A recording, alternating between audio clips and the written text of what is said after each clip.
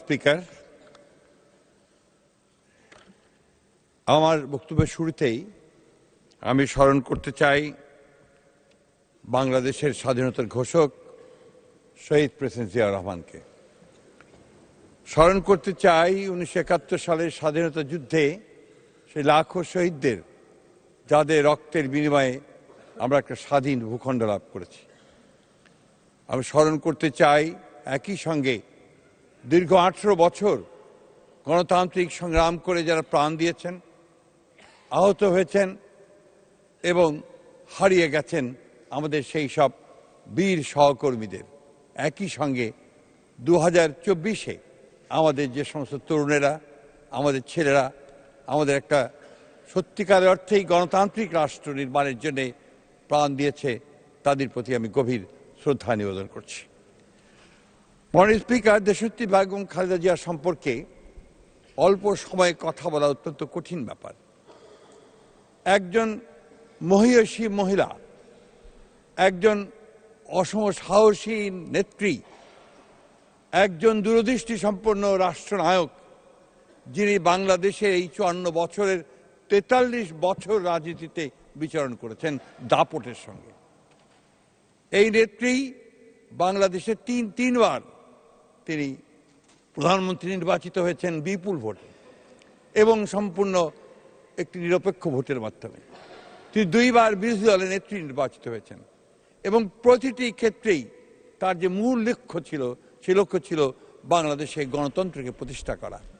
আমরা দেখেছি যে যখন তিনি সরকারে ছিলেন সেই সময় তিনি এমন কাজগুলো করেছেন, যেমন প্রেসিডেন্সিয়াল ফর্ম অফ গভর্নমেন্ট থেকে পার্লামেন্টারি ফর্ম অফ গভর্নমেন্টে নিয়ে আসা এবং অন্যান্য গণতন্ত্রের প্রতিষ্ঠানগুলোকে দাঁড় করানোর চেষ্টা করা, সংবাদপত্রের স্বাধীনতাকে নিশ্চিত করা। একই সঙ্গে রাষ্ট্রনায়ক হিসেবে তিনি বাংলাদেশের নারীদের উন্নয়নের ক্ষেত্রে একটা যুগান্তকারী ভূমিকা পালন করেছেন। তিনি মেয়েদের ক্লাস 10 পর্যন্ত লেখাপড়াকে অবৈতনিক করেছিলেন এবং মহিলাদের ক্ষমতায়নের জন্য তিনি অনেক কাজ করেছিলেন। আমি বেশি কথা বলবো না, আমি শুধু কয়েকটা কথার, যখন তিনি প্রধানমন্ত্রী ছিলেন তিনি যে কাজগুলো করেছিলেন তার কিছু না বললে আমি মনে করি যে অবিচার করা হবে।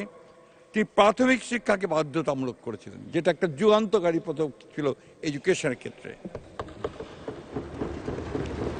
উন্মুক্ত বিশ্ববিদ্যালয় ও জাতীয় বিশ্ববিদ্যালয় এই দুটি তারই হাতে তৈরি করা হয়েছিল এবং একই সঙ্গে বেসরকারি খাতে বিশ্ববিদ্যালয় এবং মেডিকেল কলেজের অনুমতি তিনি দিয়েছিলেন। তিনি কৃষকের ভাগ্য পরিবর্তনের জন্য 5,000 টাকা পর্যন্ত কৃষি ঋণ সুদ সহ মকুব করেছিলেন, 25 বিঘা পর্যন্ত জমির খাজনা মাফ করে দিয়েছিলেন।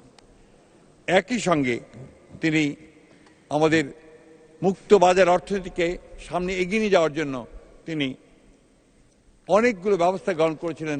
তার মধ্যে একটি ছিল আমাদের আপনার রেভিনিউ আর্ন করার জন্য ভিএটি, এটা ছিল তার করা, এবং বিনিয়োগকে মুক্ত করে দেওয়া বেসরকারি খাতে, যেটা আমাদের অর্থনীতির যুগান্তকারী পদক্ষেপ রেখেছিল। একই সঙ্গে অনুমতি ছাড়াই 30 কোটি টাকা বিনিয়োগের সীমা নির্ধারণ করা হয়েছিল এবং নতুন শিল্প প্রতিষ্ঠা করা হয়েছিল সেই সময়ে। একটি স্বনির্ভর অর্থনীতি গড়ে তোলার জন্যে দারিদ্র্য বিমোচন, স্থানীয় সরকারকে শক্তিশালী করা, মূর্ত অর্থনীতিকে আরও প্রাণবন্ত করা, জলবায়ু ও পরিবেশ বান্ধব কর্মসূচি গ্রহণ করা ছাড়াও তিনি অনেকগুলো ব্যবস্থা নিয়েছিলেন, যে ব্যবস্থাগুলো আমাদের অর্থনীতিকে সচল করেছিল, আমাদের রাষ্ট্রকে এগিয়ে নিয়ে গিয়েছিল। আমি কথা একটু শুধু আরেকবার বলতে চাই যে অপোজিশন লিডার হিসাবে, বিরোধী দলীয় নেতা হিসাবে তার মূল কাজটি ছিল গণতন্ত্রকে প্রতিষ্ঠা করার সংগ্রাম করা। তার এই 43 বছরের যে রাজনৈতিক জীবন, সেই রাজনৈতিক জীবনে তিনি কখনো আপোষ করেননি গণতন্ত্রের প্রশ্নে। তিনি কখনো বাংলাদেশের স্বাধীনতা সার্বভৌমত্বের প্রশ্নে আপোষ করেননি এবং সেটাই ছিল তার সবচেয়ে বড় কৃতিত্ব, যেটা আমাদের বাংলাদেশের মানুষকে আজকে পর্যন্ত অনুপ্রাণিত করে।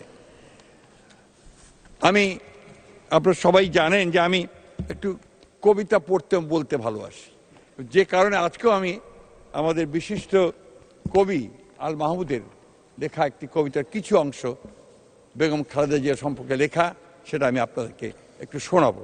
কারণ আমার কাছে মনে হয়েছে এটা একটা অসাধারণ কবিতা, যা দেশনেত্রী সম্পর্কে সবচেয়ে ভালো কথা বলেছে। তোমার মুখের দিকে চেয়ে আছে বাংলার ভোরের আকাশ, এদেশের গুল্মলতা ছুতে চায় পল্লবিত আঁচল তোমার। যেন এক প্রতিশ্রুতি হেঁটে যায় আমাদের কণ্টকিত কালের ভেতর, লাঞ্ছিতের আহ্বানে যেন মাটি জন্ম দিল এক শস্যগন্ধি মাটিরই কন্যাকে। প্রত্যাশার কণ্ঠস্বর কে জানে কি মন্ত্র বলে, তুমি কেবল ছড়িয়ে দিচ্ছ মাঠ ঘাট আদিগন্ত শস্যের কিনারে। আমরাও সাক্ষ্য দেব, হ্যাঁ আমরা একতা দেখেছি মাতাকে এক অনিশ্চয়ই সাঁধারে দাঁড়িয়ে আলোর ডাঁড়ার মতো মেলে দিয়ে ব্যাঘ্র দুই বাহু 11 কোটির মাঝে নেমেছিল বিদ্যুৎ বিভায়। কখনো ভুলো না যেন তোমার ঘুমটায় আছে মানুষের আশার বারুদ। ভুলো না তোমার বাক্য প্রতীক্ষিত নিঃশ্বাস জাতির অবিচল পিঙ্গলাক্ষী হে মাতৃকা, মানুষের আশাকে জাগাও। তিনি জাগিয়ে তুলেছিলেন সেই আশা। তিনি হেঁটে গিয়েছিলেন কারাগারে ভালোভাবে, কিন্তু আবার একই সঙ্গে তাকে হত্যা করার জন্য ফ্যাসিস্টরা যে ষড়যন্ত্র করেছিল, সেই ষড়যন্ত্র তাদের টিকতে পারেনি। শেষ পর্যন্ত ছাত্র জনতার অভ্যুত্থানের মধ্য দিয়ে তিনি মুক্ত হয়েছিলেন, এবং সেদিনই তিনি জাতির সামনে তার সেই বিখ্যাত উক্তি তিনি করেছিলেন, সেই সমঝোতার কথা, যে প্রতিশোধ নয়, প্রতিহিংসা নয়, আসুন আমরা একটা ভালোবাসার দেশ গড়ে তুলি, কল্যাণের দেশ গড়ে তুলি, মানুষকে ভালোবাসার মধ্য দিয়ে আমরা নির্মাণ করি আমাদের নতুন বাংলাদেশ। ধন্যবাদ মাননীয় স্পিকার।